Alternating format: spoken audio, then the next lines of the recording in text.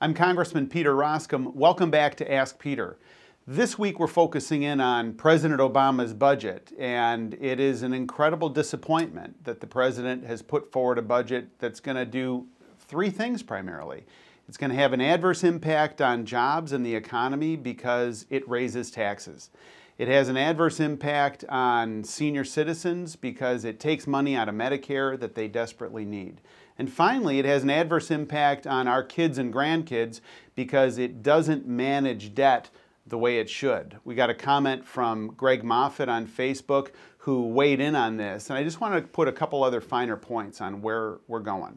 All we've got to do is look at what's happening with Greece right now and recognize either we manage our debt or our debt will manage us.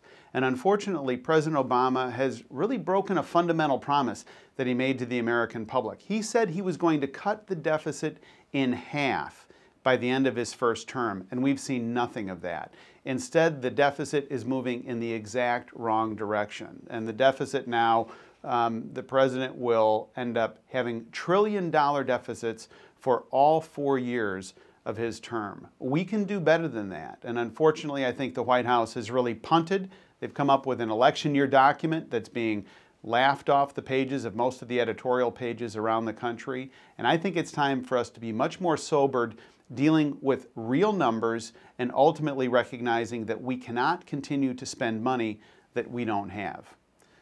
Thanks for taking the time to listen. I'm interested in hearing what you've got to say on Facebook, Twitter, emails, any other ways you want to communicate with me. I'm Congressman Peter Roskam.